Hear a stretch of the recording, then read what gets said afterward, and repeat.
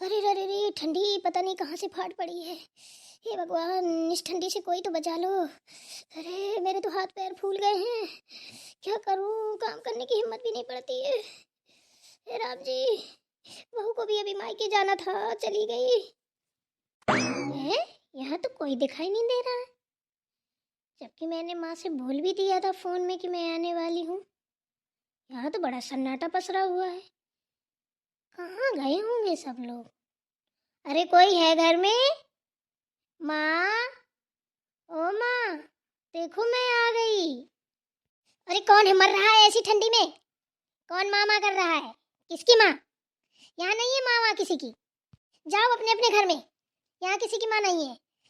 वैसे तो मेरे पे हाथ पैर फूले रखे हैं, सूज गए हैं मारी ठंडी के। आ गए और मनहूसियत फैलाने। पता नहीं कैसे कैसे लोग होते हैं, इनको ठंडी में भी चैन नहीं पड़ती है। ये नहीं कि जाएं आग जलाएं, हाथ पैर सेके, कम्बल के अंदर घुस के लेटे, फालतू में यहाँ वहाँ उठाए घूम रहे हैं। ऐसी ठंडी में शर्म भी नहीं आ रही है। अरे माँ, किसको बोल रही हो? हम सुनता है। इतनी देर से खड़े हैं बैग लिए और आप हो कि कम्बल के अंदर घुसी पड़ी हो। हम सोचे यहाँ कोई है भी नहीं है। शर्म भी नहीं आ रही है आपको? आपकी बेटी आई हुई है और आपका कम्बल के अंदर से घुसे घुसे उल्टा सीधा बोले जा रही हैं। हमारी सुनता बिटिया आ गई। अरे आजा आजा बेटा, तू अच्छे मौके पे आई है। मैं सोच ही रही थी कि कोई आ जाए। आज सुबह तेरा जब फोन आ गया तो मैं खुशी के मारे फूली नहीं समाई। चल चल अंदर। अरे मुझे क्या पता था कि इतनी जल्दी आ जाएगी तू। मुझे तो ठंडी लग रही थी तो मैं तो कम्बल के अंदर घुसी थी। अच्छा, पहले ये दांत निकालना बंद करो। अरे क्या हो गया बिटिया रानी? हम तो खुशी में दांत निकाल रहे थे कि हमारी बिटिया आ गई है, जान से प्यारी लाडली हमारी बेटी। तभी हंस रहे थे। तुम क्यों ऐसे कह रही हो दांत बंद करो? पहले आप ये बताइए, ये कम्बल के अंदर घुसे घुसे क्या कह रही थी? यहाँ कौन मर गया, कौन मर आया, जाओ अपने घर, यहाँ नहीं है किसी की माँ वहाँ, ये क्या बोल रही थी? अरे बेटा, हम सोचे कि पड़ोस के बच्चे हैं, उनकी माँ लोग आ जाती है ना बैठने के लिए, वही चाची बड़ी वाली, उन्हीं के बच्चे आके पूरे दिन खोपड़ी में यहीं पे होरा भूंजते हैं। तो हमें आती है फिर गुस्सा, इसीलिए हमने मुंह निकाल के नहीं देखा। हमने सोचा वही होंगे, तभी ये बक रहे थे।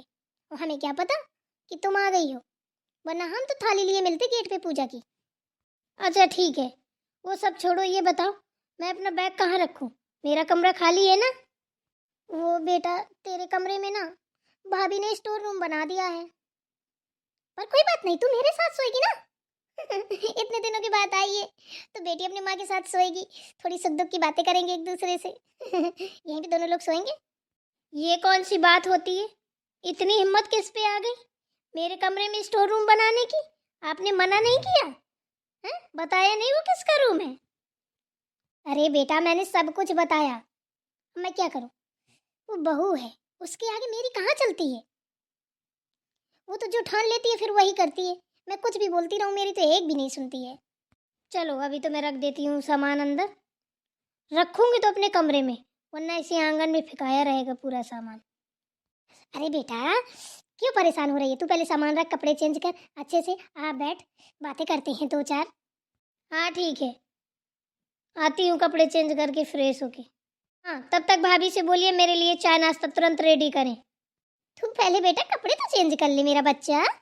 हे भगवान, इसको कैसे बताऊं कि जब तेरा फोन आया था कि तू आ रही है तो तेरी भाभी ने भी तैयारी बना ली अपने मायके की और चली गई। मेरी बेटी सुनेगी ना तो दुखी हो जाएगी। लेकिन खैर छोड़ो, वो भी तो बेचारी बहुत दिन से नहीं गई थी। क्या बताऊं, मेरे तो कुछ समझ में नहीं आ रहा है, बहू के बारे में सोचूं कि बेटी के। चलो, संभालना तो मुझे है। खैर वो सब छोड़ो, अभी कम्बल में बैठ जाओ, जो होगा फिर देखा जाएगा। कैसे इसको चाय नाश्ता बनाऊं, क्या करूं? मेरी तो पैर की उंगलियां इतनी सूज गई हैं, ये बता नहीं सकती हूँ। मेरी तो दम ही नहीं है चलने की। चलो अच्छा हुआ, कम से कम आ गई मेरी बिटिया, तो बना बना के तो खिलाएगी जब तक बहू नहीं है। वैसे मेरी बेटी बहुत होशियार है, अपनी माँ की बहुत सेवा करती है। अरे माँ, आपको कितनी सर्दी लगती है, आप फिर से कम्बल में बैठ गई घुस के। कैसी हो? आपकी बेटी आई है। अरे बेटा, उधर क्यों खड़ी है? इधर आ, कम्बल के अंदर बैठ। ओहो माँ, हमें इतनी ठंडी नहीं लगती है जितना आप सोच रहे हो, ठीक है ना? अरे हाँ हाँ, मुझे पता है, जब तू छोटी थी ना, बचपन में ना, तुझे ना मैं बहुत घी दूध खिलाती थी, इसीलिए ना तुझे ठंडी नहीं लगती है। अब मैं क्या करूँ? अब मेरा तो बुढ़ापा है, मुझे तो लगेगी ना। जब तू भी बूढ़ी हो जाएगी ना तुझे भी ठंडी लगेगी। क्या बात कर रही हो माँ? मुझे ठंडी लगेगी, वो भी आपकी सुनता को? मजा ले उसकी, मुझे छू ले, मुझे कभी ठंडी वंडी नहीं लगती है। अच्छा चल ठीक है, बहुत बातें हो गई, यहाँ जा कम्बल के अंदर, वरना ठंडी लग जाएगी। अब नहीं मान रही हो तो फिर आ ही जाती हूँ।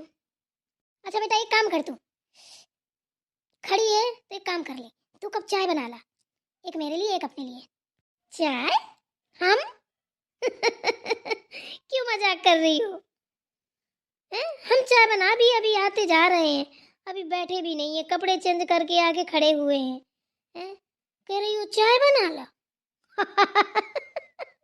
कितना अच्छा मजाक कर लेती हो माँ। चलो एक काम करते हैं, ऐसे तू खड़ी रहेगी ना तो तुझे भी ठंडी लग जाएगी, और मैं बैठी रहूंगी तो मुझे भी लग जाएगी। चल आंगन में चलते हैं, वही आग जलाते हैं, चाय बनाते हैं, पीते हैं, फिर बात करते हैं। ठीक है चलिए। अब सही है ना?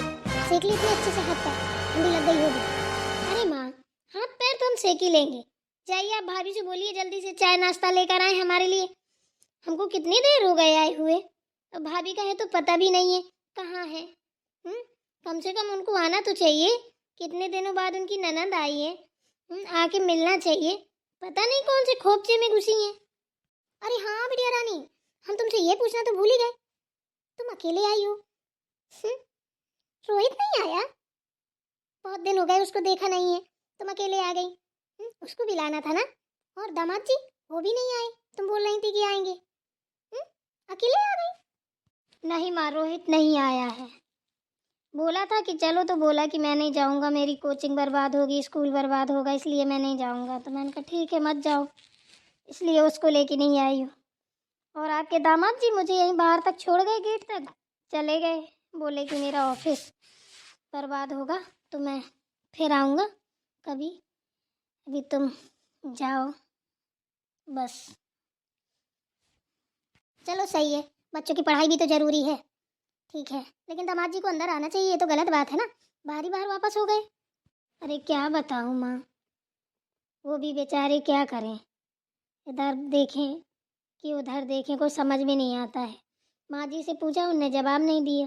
वो तो चलो खैर, पापा जी ने बोल दिया कि जाओ चले जाओ। पापा जी ने तो ये भी बोला था कि तू भी चला जा, वहीं पे तू भी घूम आना। माँ जी ने तो कुछ भी नहीं बोला, जैसे तैसे ज़बरदस्ती में हम आ गए, तो उनका मन नहीं लगा तो बोले ठीक है तू रह ले इधर ही, मैं जा रहा हूँ। तो मैंने कहा ठीक है, बस तो इसलिए चले गए। कह रहे हैं जब माँ का दिमाग सही होगा, मन अच्छा होगा तब आऊँगा। मैंने कहा ठीक है, चलो कोई बात नहीं है, फिर आ जाएंगे। माँ इतनी देर हो गए, भाभी दिखाई नहीं दे रही हैं? उनको पता नहीं है क्या कि मैं आ रही हूँ? अरे कम से कम चाय नाश्ता बना के लाती, कुछ समझ में नहीं आ रहा, एकदम से ऐसा लग रहा है जैसे वो घर ही में नहीं है। अरे हाँ बेटा, तेरी भाभी नहीं है, मैं बहुत देर से सोच रही हूँ तुझे बता दूँ बता दूँ, लेकिन बस बातों बातों पे याद ही नहीं रही है। कोई बात नहीं, मैं लाती हूँ ना चाय बना के, तू परेशान ना हो। क्या हुआ, मेरी उंगली तो सूजी है, कोई बात नहीं, अपनी बेटी के लिए दर्द सह लूंगी। ये कौन सी बात होती है, हैं? कि हम इधर आए और भाभी चली गई? हैं? आप बता नहीं पा रही थी क्या उनको कि हम आ रहे हैं?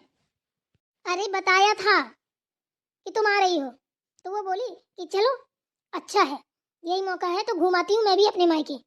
वो आएंगी तो वो इधर का देख लेंगी, और मैं जब तक अपने मायके, वो भी 2-3 साल से नहीं गई थी। मैंने बोला कि चल ठीक है हुआ, अब तो मेरी बिटिया आई रही है, वो संभाल लेगी, इस चक्कर में चली गई। तो क्या हुआ, अब जैसे तू अपने मायके आई है ऐसे वो भी अपने मायके गई है। अच्छी बात तो है। अरे क्या अच्छी बात कर रही हो, इसमें क्या अच्छी बात है? हम वहां से आए हैं कि चलो अच्छे से अपने मायके जाके सर्दी काट के आएंगे, आराम से हैं, खाएंगे पिएंगे मस्त रहेंगे। यहाँ देखो तो तमाशा बना के रखा है आप लोगों ने। हम यहाँ काम करने आए हैं क्या? काम से जान बचा के तो हम वहां से आए हैं। आए दिन देखो ले काम ले काम ले काम, काम करते करते हमारी जान निकल गई है, समझी ना? अब हम कोई काम वाम करने वाले नहीं है, सोच लो। बेटा जो तू सोच रही है यही तो तेरी भाभी भी सोच रही थी। कितने दिन हो गए हैं, जाऊंगी कुछ दिन अपने मायके में आराम करके आऊंगी। तो मैंने सोचा कि ठीक है चली जा। तो इसमें क्या बुराई है? तो जैसे तू अपने मायके आराम करने आई, ऐसे वो भी अपने मायके आराम करने गई है। फिर यहाँ तुझे कौन सा खेत जोतने हैं? थोड़ा ही से तो काम है, खाना बनाना, झाड़ू पोछा, बर्तन, कपड़े, बस इतना ही तो काम है बेटा। अरे इससे अच्छा तो मैं अपने ससुराल में ही थी। कम से कम मेरी जेठानी ये सब काम कर लेती थी, थोड़ा तेज बोल देती थी, उतने में चुप हो जाती थी। मुझे तो बिस्तर में खाना देती थी कभी कभी। यहाँ आके तो मुझे नौकरों की तरह काम करना पड़ेगा। भाड़ में जाए, मैं नहीं करूँगी, आप करो। जाओ मुझे चाय बना के लाओ चुपचाप। चाय खाना तो हम दे ही देंगे तुमको बना के, क्यों परेशान हो? लेकिन तुम इतना बोल क्यों रही हो? अरे वो मायके तो गई है अपने, क्यों उसको मायके नहीं जाना चाहिए क्या? उसका भी तो जी है बेचारी का। तेरी भाभी ना बहुत अच्छी है, तेरी इतनी फिक्र करती है। जब उसने सुना कि तू आ रही है तो उसने सोचा चलो अच्छा हुआ दीदी आ रही हैं, कुछ दिन के लिए हम भी घूम आते हैं। तू है तो मारा नाप सनाप बोले जा रही है। अरे हाँ हाँ, मैं जानती हूँ कितना मेरे बारे में सोचती है। इतना सोचती होती ना तो मायके नहीं जाती, मेरे आने का इंतजार करती कि चलो मेरी ननद आ रही है तो कम से कम उसका स्वागत सत्कार तो अच्छे से कर लूं। आने दो उसको, मिले मुझे तब बताऊंगी। बेटा एक बात बोलूं ना, तेरा मुंह बहुत चलता है। तेरा ये मुंह इतना बहरी है कि बता नहीं सकती हूँ। तेरा तो कोई ठिकाना नहीं है, कब कहाँ पासा पलट जाए। तेरे बारे में तो कुछ बोलने लायक भी नहीं है। कब अपनी सास की तरफ बोलने लगे, कब मेरी तरफ बोलने लगे, कोई ठिकाना नहीं है तेरा। तू तो अपने बच्चे की तक भली नहीं है, कब पता उसी के खिलाफ खड़ी हो जाए। तो मैं तुझसे बोलूं तो क्या बोलूं, मेरे तो यही समझ में नहीं आ रहा। लगता है तेरे ससुराल का गुस्सा अभी तक खत्म नहीं हुआ है। वहां से लड़ते लड़ते आ गई इधर तक, यहाँ भी शुरू हो गई। अरे अब तो सुधर जा। इतना गुस्सा सेहत के लिए अच्छा नहीं होता है। ये गुस्सा ना अच्छे अच्छे को बर्बाद कर देता है। जो चीज प्यार से हो सकती है वो नफरत से नहीं हो सकती है। क्या बात है माँ, आप तो बड़ी ज्ञान की देवी बन गई हैं। कब से इतना ज्ञान आ गया आपको? आपकी बहू अच्छे से भर के गई है क्या? सिखा पढ़ा के गई है लग रहा है आपको। कि आप अपनी बेटी को ज्ञान देने लगी। बेटी को स्वागत सत्कार की बजाय ताने दे रही हैं। ये कौन सी बात होती है बताइए जरा माँ। मैं बेटा कोई ताने वाने नहीं दे रही हूँ, तू मेरी औलाद है इसलिए मैं तुझे समझा रही हूँ, ठीक है ना। देख तेरी छोटी बहन को, उसके ससुराल वाले कितनी तारीफ करते हैं, कितने अच्छे से रहती है। कहते देखो तो डॉक्टर बनने के बाद भी कितने अच्छे संस्कार हैं। बड़ी समझदार है तेरी बहन। और तेरे ससुराल से पता है, तेरे आने से पहले तेरी सास का फोन आ गया था, उसने सारी बातें मुझसे बता दी हैं। तूने लड़ाई की है ना वहाँ पे। ये सब गलत बात है बेटा। तू ये बता, मैं भी लड़ाई करूंगी तो तेरी भाभी यहाँ रहेगी? 3-3 4-4 साल तक अपने मायके का नाम नहीं लेती है और जो कहती हूँ वही करती है।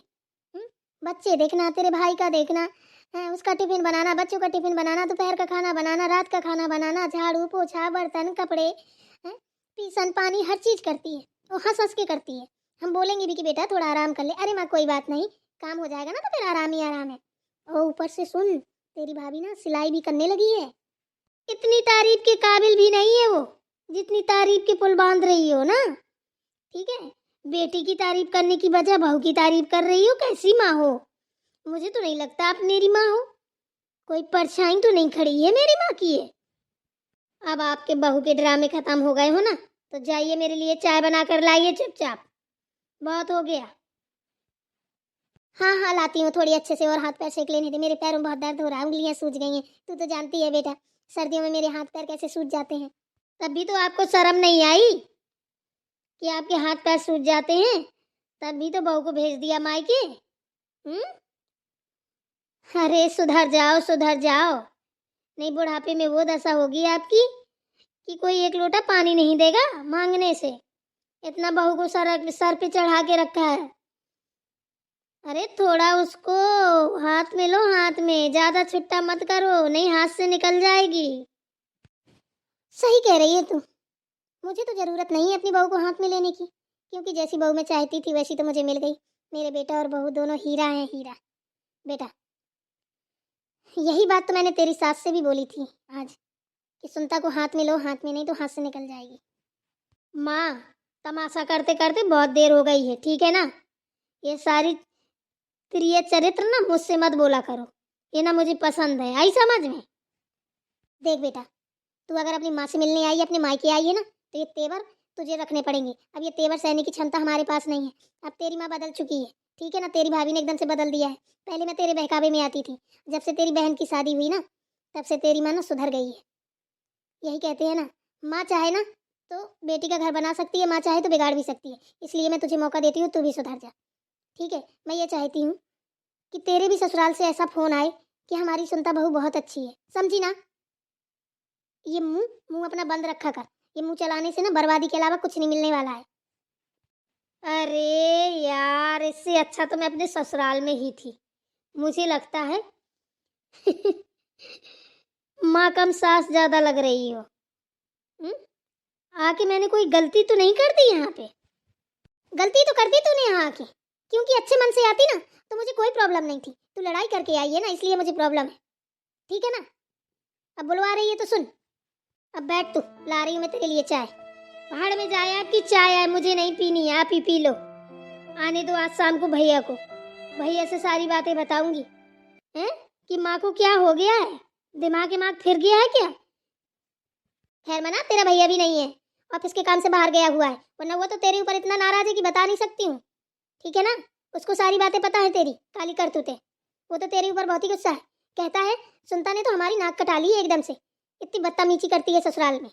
अच्छा, आने दो भैया को भी, आने दो, उनको भी शौक चढ़ा है ना बेइज्जती का, अब उनकी भी हैकड़ी निकालती हूँ, सारी चर्बी उतार दूंगी घर भर की, इतना याद रखना। मुझे समझ क्या रखा है आप लोगों ने, हैं? पागल वागल कुत्ते ने काटा है क्या, या मेरे माथे पे सी लिखा है? पागल नजर आती हूँ मैं?